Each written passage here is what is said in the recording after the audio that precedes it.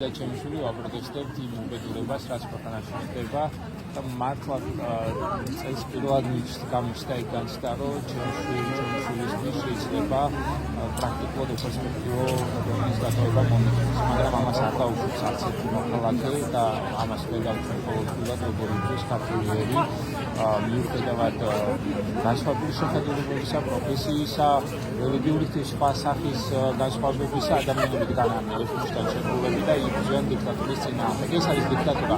ნუ მოგვაწყვეტს, რომ ეს არის ან ავტორიტარიზმი, რაღაცა მსუბუქი ტერმინებით შეეცდებიან მანიპულირებას. ეს არის დიქტატურა, სადაც შეზღუდული არის სიტყვის თავისუფლება, სადაც უდანაშაულო ადამიანებს ამტვრევენ ძვლებში, ასახიჩრებენ ახალგაზრდებს, ჩვენს გენოფონდს, შეურაცხყოფას აყენებენ ხანგრძლივ ადამიანებს, პატივს ასწევენ არავის და არაფერს და ამათ აზროვნებზე ვერ იქნებსებაზე. ეს მართლა გისება აღარეს უამრავ ადამიანს ქვეყანაში და ქვეყანას აღარეს გისება, როდესაც მართლა მთელი მსოფლიოს თვალში უკვე გამოჩნდა რა მართლა შრედი ბანდა მართავს ჩვენს ქვეყანას. სრულიად გაუგებარი იდენტობისა და გაუგებარი იდეოლოგიის ადამიანები არიან სათავეში, რომელთა ღმერთი არის ყოველდღიური და ბიძინა.